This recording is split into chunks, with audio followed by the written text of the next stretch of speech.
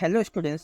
आज की इस वीडियो में हम लोग डिस्कस करने वाले हैं बाउचर्स के बारे में कि टैली प्राइम के अंदर हमें जो अलग अलग बाउचर मिलता है वो कैसे यूज किया जाता है, किस बाउचर को कब यूज करते हैं। तो ये सब चीज़ें आज के इस वीडियो में हम लोग डिस्कस करने वाले हैं। तो गाइस, जैसा कि आप देखेंगे तो गेटवे ऑफ टैली पे आपको दो तीन ऑप्शंस मिलता है, एक masters, transactions, utilities and reports करके। तो मास्टर्स के अंदर हम लोग क्या करते हैं, नई नई लेजर्स वगैरह को जो भी नया हमें क्रिएट करना होता है उन सब चीज़ों को हम बनाते हैं। जैसे लेजर हो गया, स्टॉक आइटम हो गया, स्टॉक से रिलेटेड उसके ग्रुप्स वगैरह हो गए, गोडाउन वगैरह हो गया। जब भी कुछ नया क्रिएट करना होता है तो हम मास्टर्स का यूज करते हैं। सेम ऐसे ट्रांजेक्शन्स जो होता है, जब भी बिजनेस में रियल टाइम में कोई ट्रांजेक्शन्स होता है तो उसको रिकॉर्ड करने के लिए हम लोग क्या करते हैं, वाउचर्स का यूज करते हैं। बैंकिंग के अंदर हम लोग को जो बैंक वगैरह है उसके ट्रांजेक्शन्स वगैरह हम लोग जो किए होते हैं, उन सारी चीज़ों के बैंकिंग से रिलेटेड जो भी काम होता है हमारा, इसके अंदर हम लोग जा कर के चेक कर सकते हैं। जैसे आपको चेक्स वगैरह मेंटेन करना हुआ, कोई चेक मान लो कैंसिल हो गया या किसी बैंक से कितने ट्रांजेक्शन्स किए हुए हैं, ये सारी जानकारी चाहिए होती है तो बैंकिंग का हम लोग यूज करते हैं। अगेन से इस सब चीज़ों को हम लोग डिटेल्स में कवर करेंगे। आज के वीडियो में जस्ट इंट्रोडक्टरी वीडियो हमारा है कि बाउचर्स को लेकर के, कि अलग अलग जो बाउचर होते हैं वो क्यों यूज किए जाते हैं। ऐसे ही जो रिपोर्ट है, रिपोर्ट्स के अंदर आपके बाउचर्स में जो भी ओवर द टाइम ट्रांजेक्शन्स किए जाते हैं उन सब की ऑटोमेटिक रिपोर्ट्स वगैरह जो होता है वो बनता है, तो हमें रिपोर्ट्स वाले ऑप्शन में देखने के लिए मिलता है। तो आज के लिए हम लोग को बाउचर्स में जानना है। अब जैसे ही आप बाउचर पे क्लिक करोगे तो हमारे सामने कुछ इस टाइप का यूजर इंटरफेस जो है वो देखने के लिए मिलता है, जहाँ पे आपको राइट साइड में देखेंगे तो कुछ ऑप्शन मिल जाएगा। पहला ऑप्शन है डेट का, कि आप जो ट्रांजेक्शन नोट करने वाले हैं उसका आप यहाँ से डेट चेंज कर सकते हैं। जैसे आप यहाँ पे F2 दबाएंगे तब भी आपसे ये डेट से रिलेटेड ऑप्शंस आएगा कि आपको जिस भी डेट की एंट्री करनी है आपको यहाँ पे वो डेट लिख लेना है। मेक श्योर अगर आप लोग टैली एजुकेशन मोड में काम कर रहे हो तो वहाँ पे आप लोग सारे डेट्स को मेंशन नहीं कर सकते हैं। अकॉर्डिंग टू टैली जो भी फ्री वर्जन हम लोग यूज करते हैं, एजुकेशन मोड में यूज करते हैं, तो आप सिर्फ 3 डेट यूज कर सकते हो। महीने का फर्स्ट डेट, महीने का सेकंड डेट और महीने का जो 31st डेट होता है वो। जिस महीने में 31st नहीं आता है उस महीने का आप 31st या 30 नहीं यूज कर सकते हैं, सिर्फ 31st ही आप यूज कर पाएंगे। तो ओवरऑल आप ये 3 डेट यूज कर सकते हैं जब भी आप फ्री में या एजुकेशन मोड में काम करते हैं। देन अब आते हैं बाउचर पे हम लोग। यहाँ पे पहला ऑप्शन हमें मिलता है कॉन्ट्रा बाउचर का। तो गाइस, कॉन्ट्रा बाउचर जो होता है, मैंने इन सब के इंट्रोडक्शन यहाँ पे लिख के रख लिए हैं ताकि हमें ईजी हो समझने के लिए।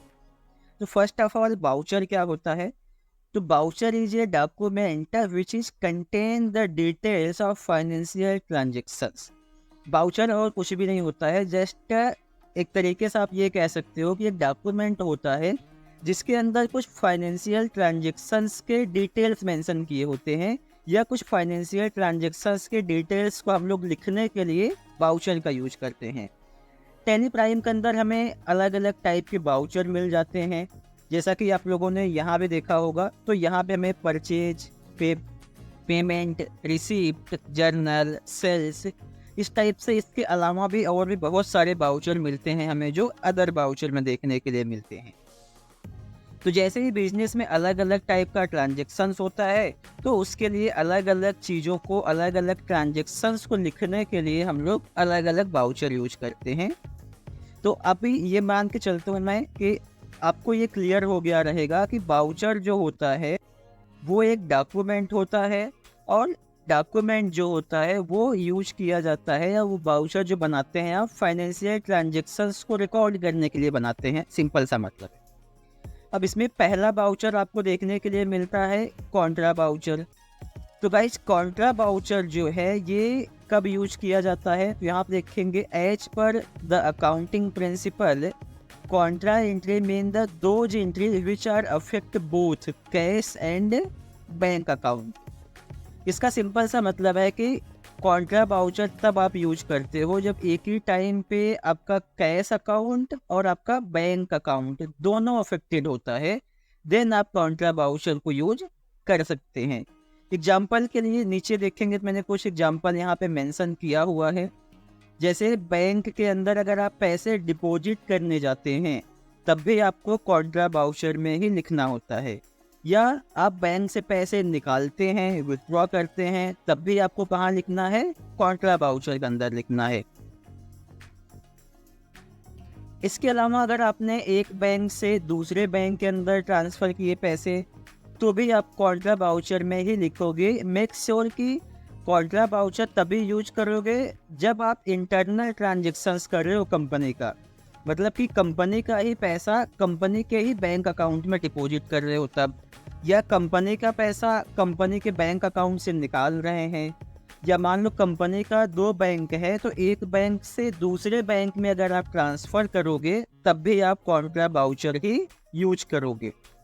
या तो मान लो बहुत सारे लोग पेटी कैश का भी कंपनी में टर्म होता है, जो पेटी कैश यूज किया जाता है कंपनी के डेली बेसिस खर्चे के लिए।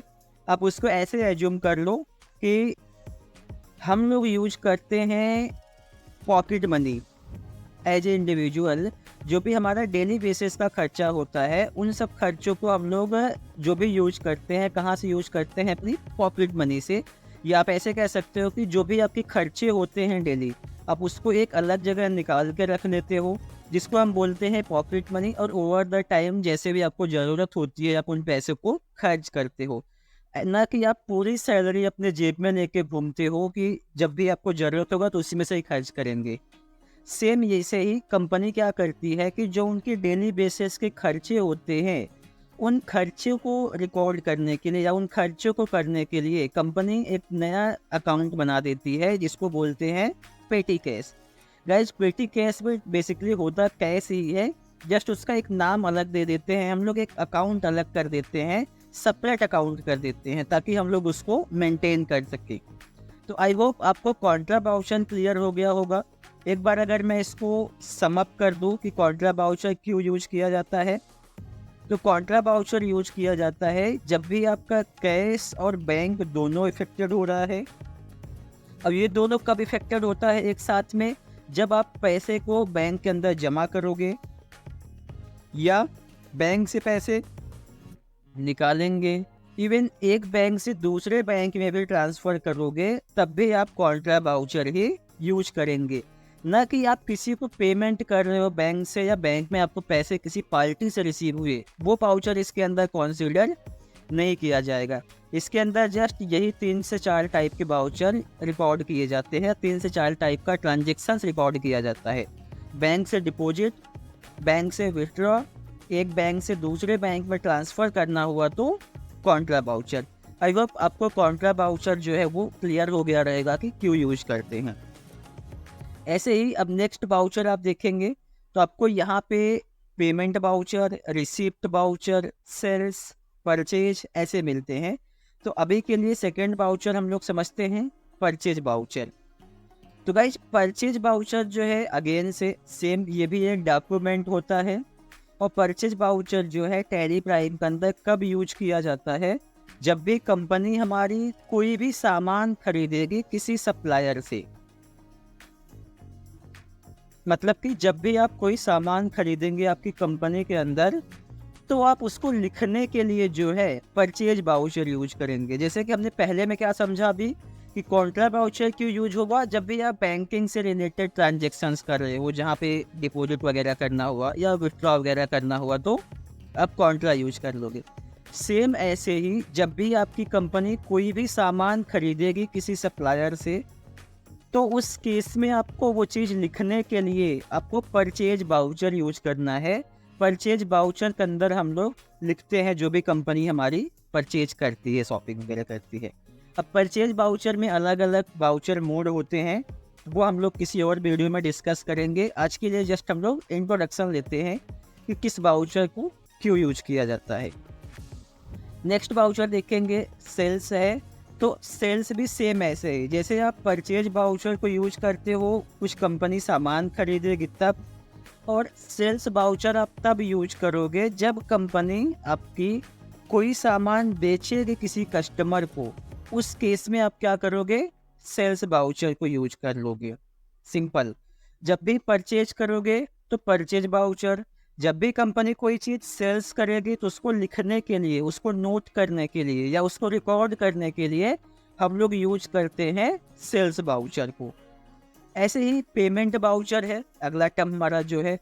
तो गाइज पेमेंट बाउचर में देखेंगे, payment voucher is use to account all the payment made by the company even by cash either by bank. मतलब कि पेमेंट बाउचर जो है आप इसको तब यूज करोगे जब भी कंपनी आपकी किसी को पैसे पे करेगी, चाहे बैंक से पैसे आपकी कंपनी पे कर रही हो, चाहे कैश से आपकी कंपनी पैसे वो पे कर रही हो, आपको लिखना है उसको पेमेंट बाउचर के अंदर ही, या पेमेंट बाउचर के अंदर हम उसको नोट डाउन करते हैं। जितने भी पेमेंट कंपनी द्वारा किए जाते हैं वो सब, किसी को सैलरी दिया तो वो भी लिखने के लिए पेमेंट बाउचर में, कोई सामान हमने खरीदा है किसी सप्लायर से उसको भी पैसे आपको देने हैं, तो जब भी आप उसको पैसे दोगे तो पैसे देते टाइम पे या पैसे देने पर आप कौन सा बाउचर यूज करोगे? Payment voucher. और सेम ऐसे रिसिप्ट बाउचर है जो आपका नेक्स्ट ऑप्शन है।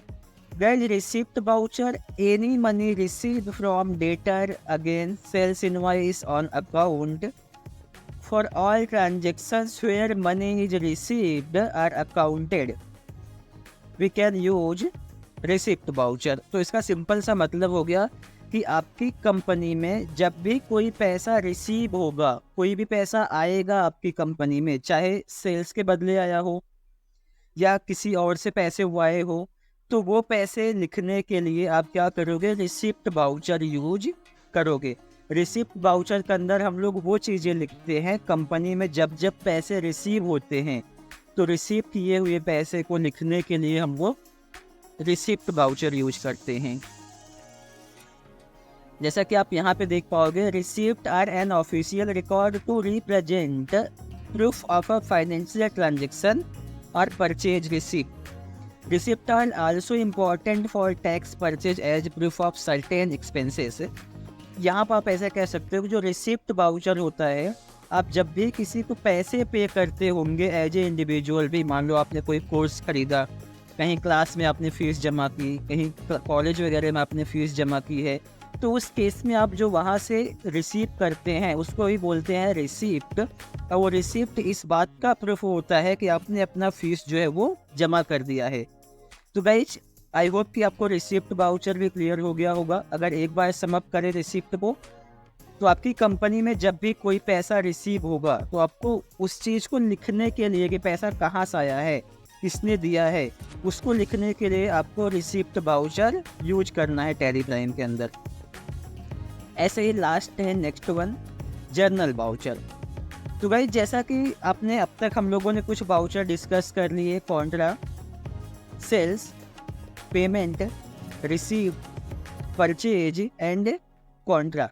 तो वो सारे बाउचर जो थे, वो सारे बाउचर्स एक स्पेसिफिक टाइप पे यूज किए जाते थे। कुछ खरीदा तो परचेज, कोई सामान बेचा सेल्स, कंपनी ने किसी को पैसे दिए तो पेमेंट, और अगर कंपनी में पैसे रिसीव हुए तो रिसिप्ट बाउचर।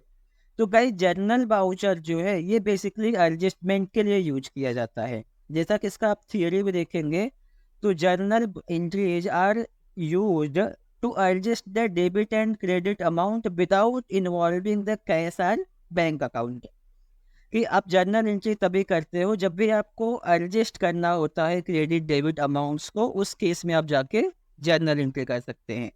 जैसा एग्जांपल आप देखेंगे तो यहाँ पे कुछ डिप्रिसिएशन, बैड डेप्ट हो गया, तो इस टाइप के जो भी आपके खर्चे होंगे और जो भी ट्रांजेक्शन्स होगा उसको लिखने के लिए आप क्या करोगे? जर्नल बाउचर यूज कर सकते हैं। तो ये सारे के सारे बाउचर आपको टैली में देखोगे यहाँ पे मिल जाता है। कॉन्ट्रा बैंकिंग से रिलेटेड, पेमेंट जब भी कंपनी किसी को पैसे पे करेगी, रिसिप्ट बाउचर जब भी पैसे कंपनी के अंदर आएंगे, जर्नल बाउचर एडजस्टमेंट के लिए हम यूज करते हैं, सेल्स कंपनी जब कोई सामान बेचती है तब सेल्स बाउचर वहाँ यूज होता है, परचेज जब भी कंपनी कोई सामान खरीदेगी तो हम परचेज बाउचर के अंदर जाके लिखेंगे। इसके बाद एक ऑप्शन मिलता है आपको अदर बाउचर। तो अदर बाउचर के अंदर और भी बहुत सारे बाउचर्स हमें यहाँ पे देखने के लिए मिलते हैं, ये सारे बाउचर्स। तो इन सारे बाउचर्स को भी हम लोग एक एक करके ओवर द टाइम समझेंगे कि किस बाउचर को क्यों यूज किया जाता है। आज के लिए हम लोगों ने अप्रोक्स अकाउंटिंग के सारे बाउचर्स को एक्सप्लोर कर लिया है। आई होप आपको वीडियो पसंद आया होगा और आपके सारे कॉन्सेप्ट भी क्लियर हुए होंगे कि किस बाउचर को क्यों यूज किया जाता है।